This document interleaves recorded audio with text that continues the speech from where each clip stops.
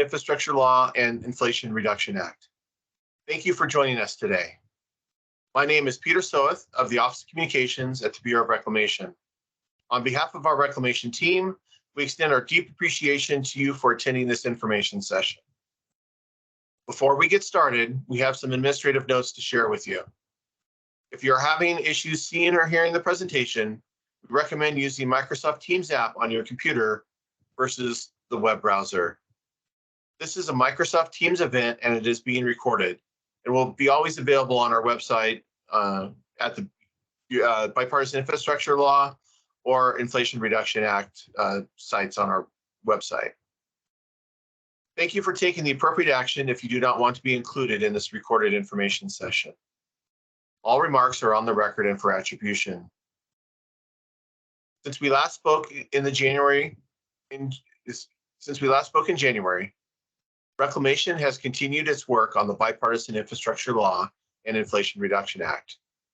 This information session is designed to update you on our progress and address your questions. We are planning on addressing as many questions as possible during the question and answer period after the presentation. Updated information about Reclamation's implementation of the Bipartisan Infrastructure Law is always available at www.usbr.gov/bill or the Inflation Reduction Act at www.usbr.gov/inflation-reduction-act. You may also find links to both those sites in the chat, or they are linked from Reclamation's homepage. You may also submit your questions or comments about either the law or the act to usbr.bill@usbr.gov or usbr.ir.act@usbr.gov, and we'll work to address your questions as soon as possible. We also have a growing list of frequently asked questions, and we hope that this is a helpful resource. We are committed to transparency throughout this process and appreciate your support of this historic opportunity to improve our nation's water infrastructure. At this time, it's my honor to welcome Deputy Commissioner Michael Brain. Deputy Commissioner. Thank you, Peter. I appreciate the introduction. I appreciate the time to spend with all of our stakeholders and partners this afternoon. On behalf of Commissioner Tootin, the entire leadership team, and the 6,000 professionals who fulfill Reclamation's mission day in and day out, I truly do want to thank you all here for the opportunity to be here. Reclamation's top priority is putting resources from the Inflation Reduction Act and Bipartisan Infrastructure Law to work in communities and on projects with the greatest impact. We are committed to ensuring that these investments deliver meaningful results, and these briefings really are a way that we can do that in engagement with you all. We recently marked the 18-month anniversary of the Bipartisan Infrastructure Law, and I'm proud to share that in that time, Reclamation has allocated $2.5 billion to 369 projects. I've been privileged to get out to see more than a dozen of those projects, and it's great to see the progress toward them achieving resilient water supplies and providing modern water infrastructure for our families and our communities. So I'll turn it over to my colleague, Matt Mossieri, who along with our colleague, Beth Hughes-Brown, leads our BIL implementation team. And really, I do want to thank you all for being here today, and I look forward to our continued partnership. Thanks, Matt. Thanks, Deputy Commissioner Brain, and thank you, Peter. And thank you everyone who dialed in today for your continued engagement on BIL and IRA. As was mentioned, I'm Matt Mossieri. I work in the operations group for Bureau of Reclamation, and I co-lead Reclamation's BIL implementation together with Beth Hughes-Brown in our budget office. So there's two sessions today. One we did in the morning for tribes and this one for stakeholder organizations. Both are open to everyone, but each session has started off with BIL updates and then we transition over to IRA. As Mike said, these calls are part of what make the BIL and the IRA legislation effective because your communities are why Reclamation builds and funds and operates the projects and the programs that we'll discuss today. As with any big initiative, we've established teams to help us implement BIL and IRA. So we'll start off with the BIL team, hand off to the IRA team, but want to acknowledge that there's some overlap between the two for us. And we'll also draw on some of those team members when we take your questions. So without further ado, why don't we go through the slides? We'll start off with this slide here. It shows kind of the what and how of Reclamation's BIL implementation. We've used this slide before to kick off previous briefings. It's on our website. And as you can see, it divides up the program areas in BIL, how much money was appropriated, and the means that we've used and the types of recipients. Those are subject to some exceptions in some places, but in general, those columns depict kind of the general methods that we use and the processes for allocating that funding. Next slide, please. So if the last slide was the what and how, this slide shows the what and where of our BIL implementation to date. This slide, this map is also online, and we update it every few weeks as new selections roll out. It's the work product of our Geographic Applications Group within Reclamation's Technical Service Center in Denver. With that, I'll hand off for the next few slides to Beth Hughes-Brown. Hi there. Welcome, everybody.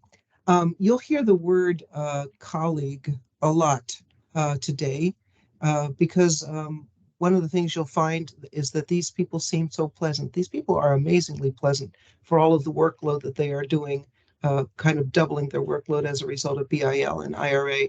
So we really do feel very collegial, and it's been a delight and a challenge, but a delight working with all the folks you will see today. What you're looking at here is a pie chart of what that 2.5 billion that Mike referred to earlier, how it is allocated out, how we have distributed those funds so far. It's a total of 2.5 billion, of which the largest portion of the pie is 825 million for aging infrastructure, 698 million for rural water, water recycling, 310 million, and water smart grants, 217 million. A lot of that is very small print, but once we finish the presentation and you see the slides online, you can get it yourself and get up close and see what the portions are that you're very interested in. After we allocate the money, of course, some of the real work starts, execution of what it is we've allocated.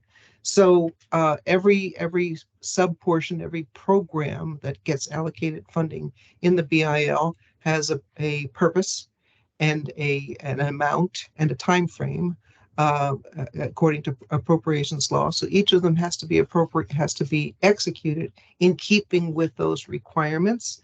So we have for aging infrastructure, we have a repayment contract that has to be negotiated and put in place. Takes a little while. It's a brand new program, takes a little while, and it's an excellent opportunity for a lot of people to get the funding that they've needed for so long. For financial assistance, which is what we do with a lot of our water smart grants, that takes a little while because you have to do all of the due diligence that you do with any grant from any federal government agency. And we pride ourselves on the work we do in terms of due diligence and internal controls on the money that we allocate. For contracts, similar situation, oversight, compliance with all of the requirements of federal contracting. And then after the money goes out the door, we have to follow up, make sure it's still being used for the purposes for which it was allocated. And we have something called a grants officer technical representative who works on most of those grants. And so those are the main purposes of why it takes a little while after the money's been allocated to actually spend it.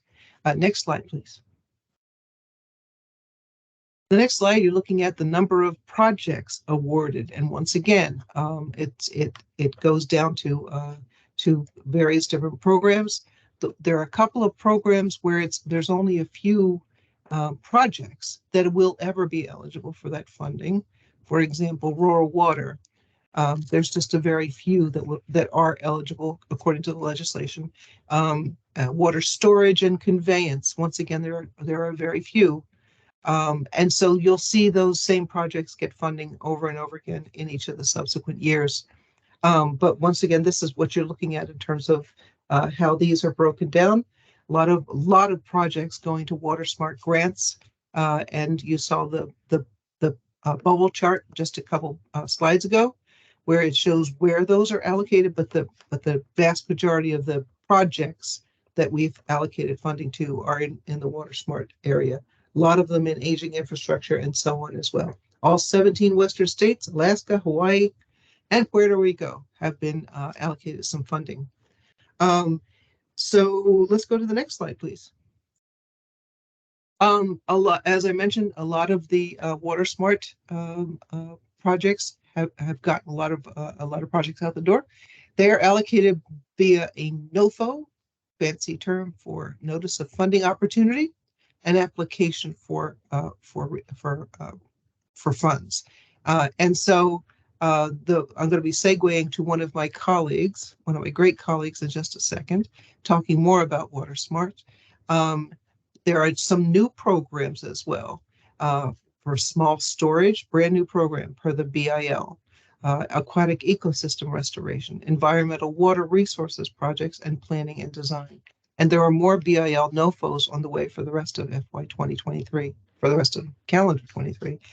Also, if you don't already know about it, one of our hopefully not best kept secrets is a Water Smart web page, which I will put in the chat, the link to it, which has all kinds of information about timing and eligibility and how much and all those other details about Water Smart grants.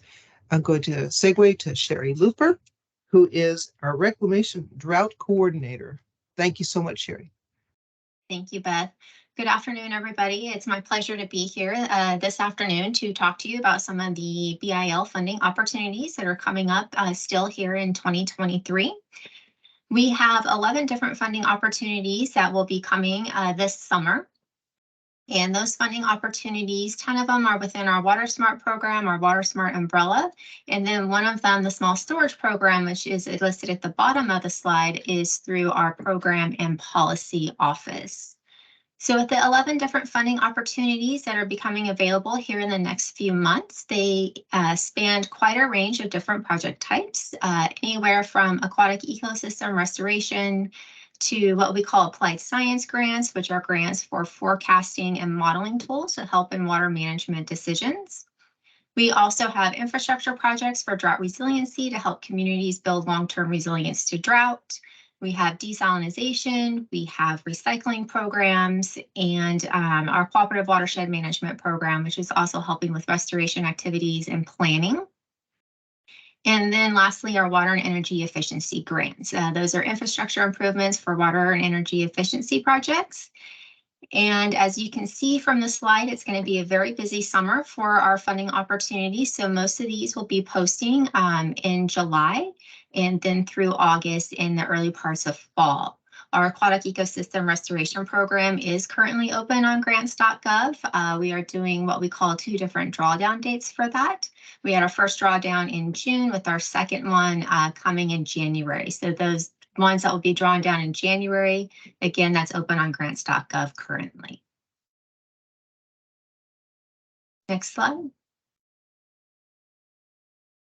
So we have been very fortunate in that several dozens of the projects that we have selected through our Water Smart program, including our Title 16, are starting to undergo construction. So we have, including our Title 16 and Water Smart grants, we have selected over 200 projects, allocating nearly $554 million in BIL funds. And when you combine this with our non-federal cost shares that we're cost sharing with our partners, this does represent approximately $1.9 billion in infrastructure improvement. So like I said a few seconds ago, several of those have broke ground, and that includes the one pictured here on the slide, which is a water recycling program in Idaho, as well as several new conveyance pipelines, groundwater recharge, production wells, and SCADA systems being put into some of our irrigation districts. Also like to point out that Reclamation is participating with the Department of Interior for the implementation of the Ecosystem Restoration Program. And we are doing that through some of the programs that I mentioned earlier on that last slide, and that would be our aquatic ecosystem program, as well as there was $100 million that was dedicated for the improvements of watershed health And we are using that money in what we call our environmental water resources projects funding opportunity, which are projects that have a nexus with water management as well as ecosystem restoration, and then our cooperative watershed management plan. Next slide, please. We have seen a very strong participation in our funding opportunities. Depending on the Water Smart program that you're talking about, we've had an increase of 20 to 45% in our applications that we see coming in for the bill funded projects and NOFOs. So that's been a great response to see. And as part of that too, with the BIL funded projects, we have been able to increase the amount of money available per project. So not only are we able to fund more projects than we have in the past, we've been able to fund larger projects than what we have in the past. So again, all of our funding opportunities, there's certain eligibility criteria who's able to apply. Typically that's states, tribes, city, county governments, those with water delivery or power authority, and then again, tribes. At this point, I'm going to turn it over to my colleague, Katie Drought, who is from our program and policy office. So Carrie. Hey there, everyone. Thank you so much, Sherry, and it's great to be here with you all this afternoon. So the bipartisan infrastructure law really provided a once-in-a-generation investment into Reclamation's aging infrastructure account, which we use to fund what's called extraordinary maintenance activities. Reclamation has an application process to review submitted requests for this funding. And to date, as Beth said, over $820 million in aging infrastructure funding has been allocated across approximately 125 projects. And I would encourage anyone interested to view those allocations on Reclamation's BIL website. As seen in the photo here, the BIL has provided over $12 million to the New York Canal in aging infrastructure funding. And this funding will be used to analyze and implement a lining, which is going to go a long way to improve public safety where the canal passes through heavily urbanized areas, as well as conserve water that's currently lost to seepage. And with that, I will pass it back to Matt. Thanks, Carrie.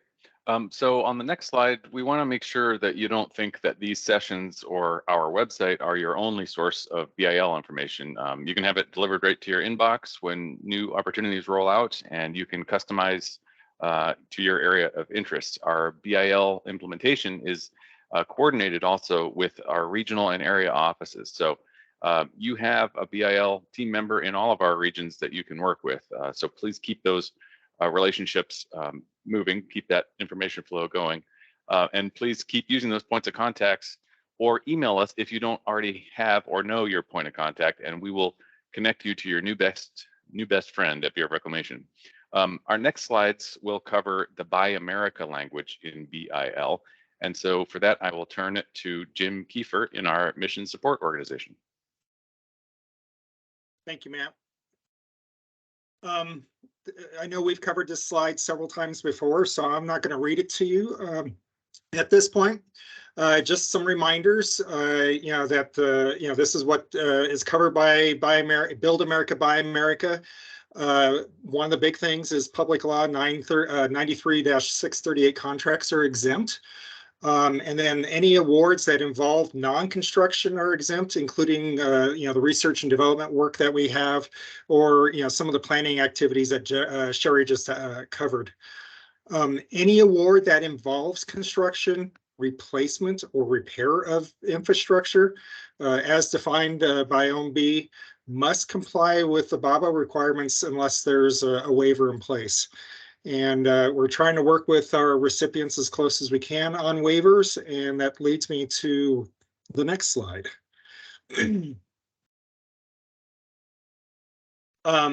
There's several waivers in place and one in progress right now.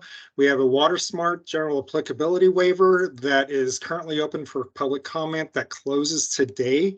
Those are the assistance listing numbers that that it encompasses. So we'll be hoping to have that in place by beginning of July once we work through any comments that we might receive with the Department of Interior as well as Office of Management and Budget. The other waivers that are already in place that were at the department level is the DOI small grants waiver. So this is for total funding. So this includes any match of $250,000 or less for a small grant. Typically, like our SWEP awards, the small scale water efficiency program awards fits into this category. And then the other one is the de minimis purchase waiver that's in place to if you have only small components that are that are not Buy America compliant, then you can have those the cost could go up to 5% of the project cost to a max of $1 million. Both of these waivers are good through February 20th, 2028. And then two other waivers that we've already had approved 6-7 months ago now. AMI capable water meters for Santa Clarita Valley Water Agency and the City of Rialto. And they did quite a bit of market research to support that. We had some other additional research that we added to it as well. And those were fairly easy waivers to get through once we figured out what was needed. The bottom line with getting waivers, especially product level waivers, is market research.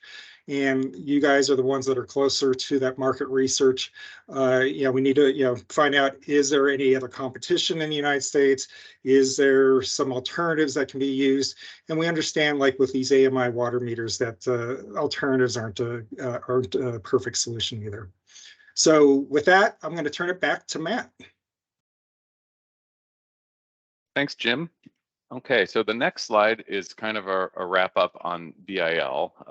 As you know, the Colorado River Basin is a major focus for reclamation in any year, but during the current drought, it's of particularly special emphasis for our leadership and across the organization.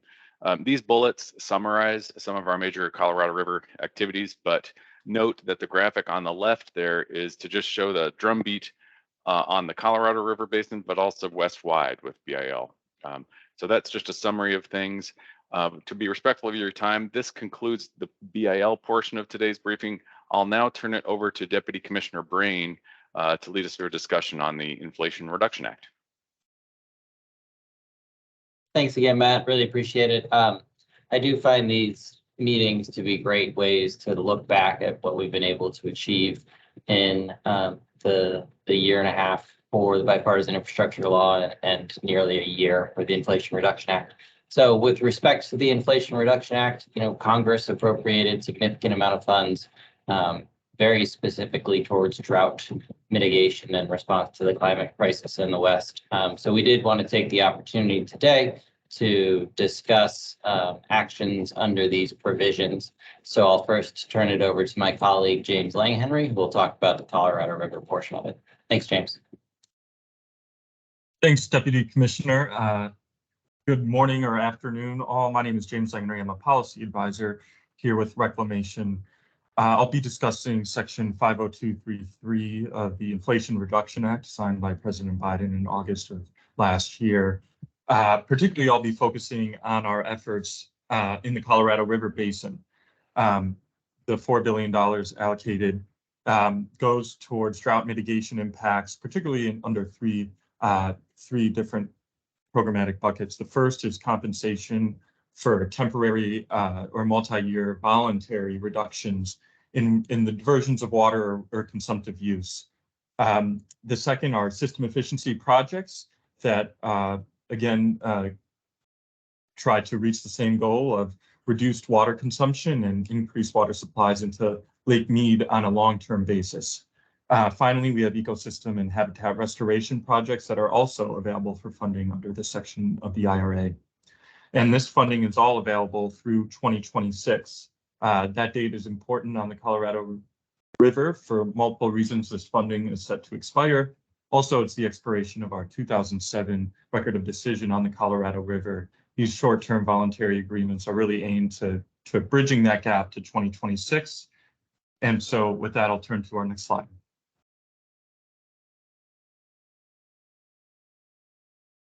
Thanks. So in the fall, we released our lower basin system conservation and efficiency programs.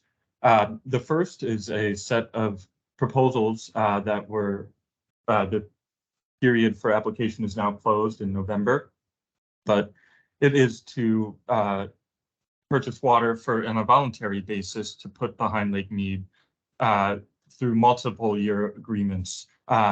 So for a 1-year agreement, that set price per acre foot is $330 and increases up to $400 for multi-year conservation.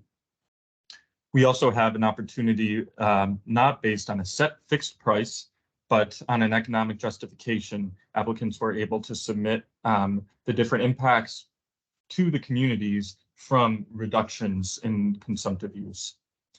Those, again, those periods have closed though, but we have allocated a significant amount of money to those projects. Next slide, please. What we currently do have open right now through July of mid-July next month is the long-term system efficiency projects under this program. It is currently open, as I said, so encourage everyone to reach out and make sure you see that. The goal of this is, again, to have quantifiable water savings into Lake Mead and throughout the lower basin. The goal of this is to increase efficiencies through a whole host of projects. They could be, for example, gate modernization, re-regulation reservoir, a water metering, drip irrigation, or canal lining could be any example. So we're really looking to squeeze out efficiencies in the system to reduce consumptive use. Reclamation would then share in those water reductions to put back into the system to protect our critical elevations, while the recipient would also receive those portion of those water savings. Next slide, please. In the upper basin, we have similar programs, just on a slightly later timetable. Our system conservation pilot program in the upper basin is currently closed as well. We've allocated $16.6 million in this in 2023, and that's out of $125 million over the through 2026. We have provided the Upper Colorado River Commission to implement this program. Later this month, we will also be releasing a pre-solicitation for these long-term efficiency projects in the upper basin.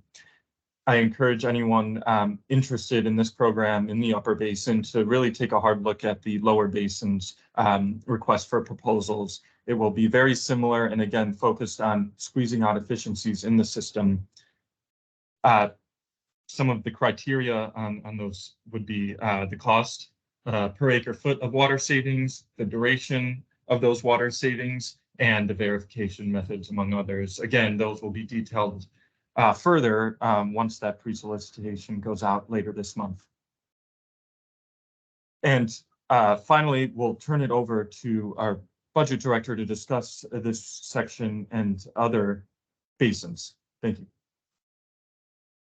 Hey, thanks, James. And I'm Bob Wolf in Reclamation's Program and Budget Office. And I appreciate the opportunity to discuss some of the other provisions within the Inflation Reduction Act. As was mentioned, this drought mitigation in other basins is part of the $4 billion total under Section 50233. The funds are available through fiscal year 2026. And James did a great job of describing the significant accomplishments and status of the efforts in the Colorado River Basin. The Colorado River Basin has been a priority as identified both in statute and the immediacy of the crisis. But Reclamation is now developing the program for other basins, again, experiencing comparable levels of long-term drought for the legislation. Next slide is for domestic water supply projects. And this is a new program providing $550 million for planning, design, or construction of water projects to provide domestic water supplies to communities or households that don't have reliable access to domestic water supplies. The statute authorizes Reclamation to cover up to 100% of the cost, and funds are available through fiscal year 2031.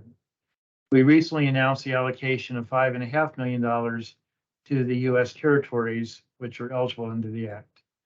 Reclamation is currently developing a program for the remainder of the funds. Again, it's a new program, so Reclamation has been consulting with other federal agencies to see if there are opportunities to coordinate an all-of-government approach. Next program is canal improvement projects. And the Inflation Reduction Act authorizes $25 million through September 30th of 2031 for the design, study, and implementation of projects, including pilot and demonstration projects to cover water conveyance facilities with solar panels. Reclamation plans to issue a funding opportunity in late summer of 2023. And then the final program for which Reclamation has sole responsibility is the Emergency Drought Relief for Tribes. It provides $12.5 million available through fiscal year 2026 for federally recognized tribes in 17 Western states impacted by reclamation projects. Reclamation was fortunate to be able to provide funds to tribes for emergency drought relief in each of the last 2 years. $10 million in FY 2021 through a reprogramming, and in fiscal year 2022 through an emergency supplemental appropriation for drought. This statute has some specific provisions to follow. The Reclamation has been successful in putting this previous $20 million funding into great use, and we've had a lot of interest in that program. So we expect there'll be significant interest in this $12.5 million as well. And Reclamation plans to solicit proposals for the IRA funding this summer. So with that, I will turn it back to our Deputy Commissioner, Mike Breen. Thanks so much, Bob. I really appreciate it. In closing, we've said this before, and I'll mention it again. The Bipartisan Infrastructure Law and the Inflation Reduction Act funding opportunities really are underway and under development right now. So the opportunity to engage in these types of sessions with our partners really is critical to our success. As an organization, we are extremely proud of what we've been able to accomplish in the first 18 months of implementation of the Bipartisan Infrastructure Law and in the first year of implementation of the Inflation Reduction Act. Together, we're prioritizing water reliability and resilience to drought in the West. And with the momentum we're already under, we'll be able to achieve much more in the future. So thank you for joining us today. And thank you to my colleagues here at Reclamation who have made the presentation here possible. I look forward to our question and answer session, and I'll turn it back to my colleague, Peter Soeth, who'll be able to give us more details on the question and answer session. Peter, over to you, and thank you. Thank you, Deputy Commissioner. At this time, we'll address questions you may have. Please raise your hand using the hand icon at the top of the screen, and we will take the questions in order. You may also submit your question to usbr.bill@usbr.gov for bill questions, or usbr.ir.act@usbr.gov for Inflation Reduction Act questions, and we will get back to you through email that way. We do have a question in chat. Carrie, I'll give this one to you. What is the maximum amount that can be borrowed under the Aging Infrastructure Program? Sure, great question. So that's really going to depend on the specific needs of the extraordinary maintenance activity. I would say there's not a cap per se on individual projects, but there is, of course, only so much available funding and quite a bit of demand for that available funding. So please reach out and we can connect you with the appropriate local contacts to talk more about your project and its eligibility for aging infrastructure funds. Thank you, Carrie. Once again, if you would like to ask a question, please raise your hand and we'll enable your mic and camera to ask that. Now's the time to take advantage of any questions you have, as we have all the experts here who can answer your question. And if not, we can take that question down and get back to you. So please raise your hand and we'll answer any questions you may have.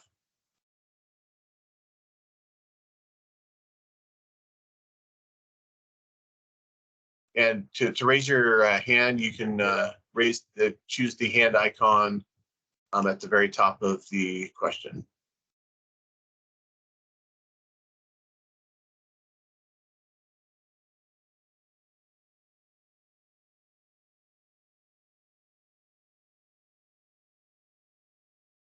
Bob and Mike, question for you came in through chat.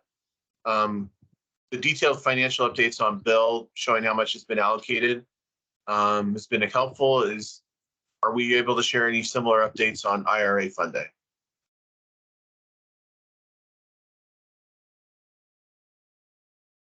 Yeah, thanks, Peter, and thanks for the question. I would say that the nice thing about following up implementation of the Inflation Reduction Act after we've already been underway of implementation of the bipartisan infrastructure law is that we can apply a lot of our lessons learned. If it's helpful to see that there's been that the financial details that are updated on the bill are useful, we can certainly take that in here, and it's good to know. Thank you, Deputy Commissioner, and thank you, Nate, for that question. A question from Mike Ferguson in the chat, wanting to know, are the approved projects and associated dollar amounts broken out by Reclamation's regions, or can they be found on Reclamation's website? Matt and Beth, do you want to take this for Bill? Yeah, we don't have it broken out by regions. However, you can certainly, I hate to say it this way, figure it out based on where the bubble maps are and so on. There's all kinds of information about the location of each of the selected projects online as well. So you can send us an email if you need more information about a specific location. We'd be happy to help you isolate what it is you're looking for. You have the email address on the screen. Thank you, Beth. And Sherry, I saw you address this in the chat, but can you just respond about the large-scale water recycling funding opportunity that's scheduled for late in July? Yes, and I actually just got the answer to that as well. So it's going to be both planning, design, and/or construction. Thank you. And on the construction part, do you want to talk about the feasibility study requirement real quick? Are you able to?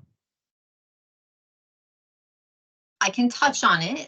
Yes, so every construction project for Title 16 water recycling projects will require a feasibility study that is approved by Reclamation. And on our website with our Reclamation manual within our directives and standards, we have very specific information on what that feasibility study would need to contain. So I will caveat that, though, if you do have questions in specifics to the large scale Title 16 or any other Title 16 information, we have a program coordinator who is magnificent and super smart, Mary Beth Menendez, and I can get you in touch with her to where she can answer very specific, detailed questions for you. Thank you. And if you go to the WaterSmart website, and you can see it listed here on the slide, Mary Beth's contact information is on the Title 16 page and also on the large-scale water recycling and desalination construction page. So Mary Beth's information is available there. If you have any questions, just once again, please raise your hand and we'll enable your camera and your mic and to be able to ask that question. Go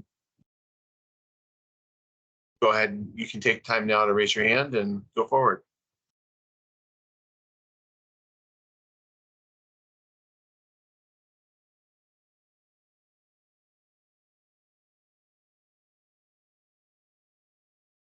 Matt and Beth, we have a question on the CBP participated in the 2023 AIA Reserve Works application that required contractors partnership. Will that again be required in 2024? I can take a crack on that and we'll phone a friend with Kara Durrell. Just as a general overview comment, the Central Valley project, one of our more complicated and larger projects, as you know, across the West. And so the application requirement that we follow in the aging infrastructure program required by statute. So we're trying to adapt the statutory requirement for an application into a project, the CVP, that has more than 250 contractors and several different units all across the state of California. So that's not a direct answer to your question. The best answer I think that I can give is that we work with contractors on those application requirements for the CVP, and we'll continue to do that through the 24 application cycle. And those points of contact locally are really your best resource on something that specific. Carrie, I invite any additional input on CVP specific aging infrastructure applications if you have any. Yeah, I would echo what you said, Matt, and we can have a local contact reach out specifically to talk about that, as well as any changes to be anticipated in the application for this next round.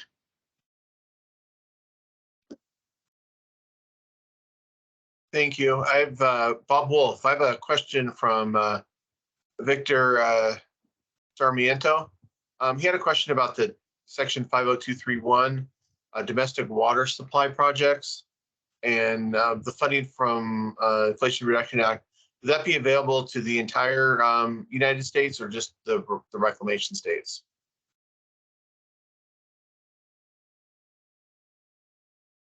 I believe it describes under Reclamation Act, which would be the 17 Western states, and then the 4 territories are part of that. But I will verify that and follow up. Okay. Victor, if you want to send us an email so we can have your email and respond to your question, if you can send it to the email that we put in there for the Inflation Reduction Act, that would be helpful for us. We had a question on trying to clarify on, but the LSWR feasibility study, is anyone on reclamation staff familiar with that? And if there will be a public comment period?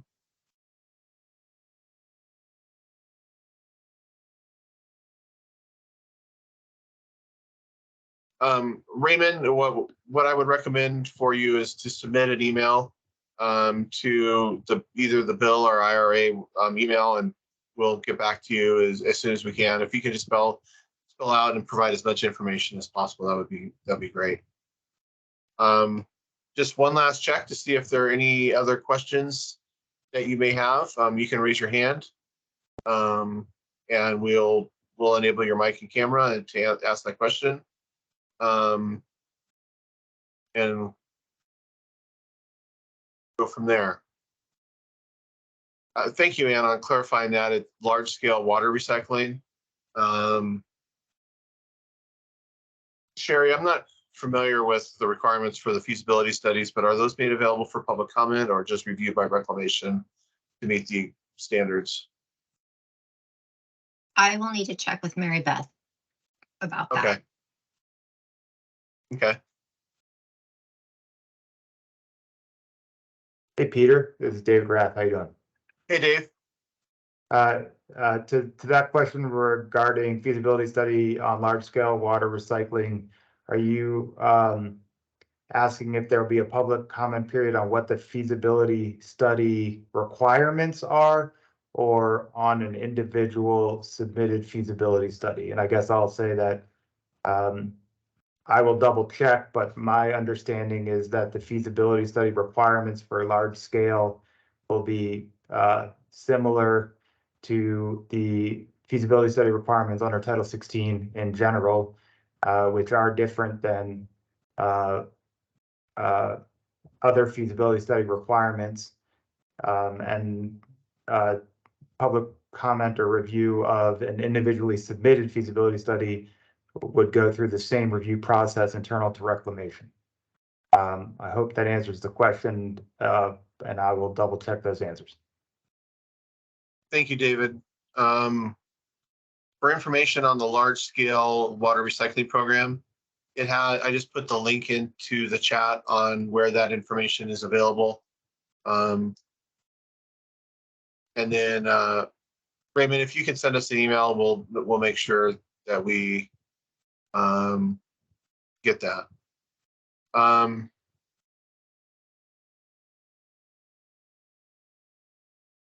Thank you, Cindy. We'll capture that email and have someone get back to you on the eligible states. Mike, can you clarify if you want to raise your hand, we can enable your camera and microphone, but about the approved projects identified as reimbursable in full or in part, is that in reference to aging infrastructure or is other?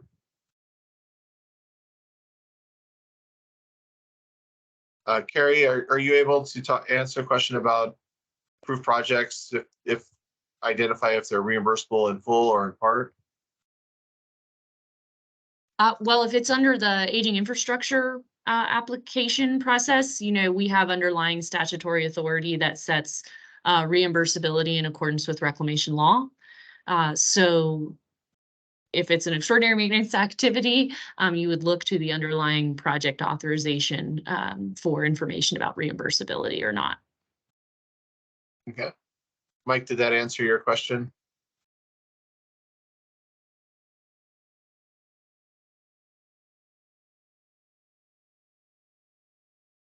Okay. One last call for any questions or clarifications. You may raise your hand. And we'll enable your mic or put something in chat.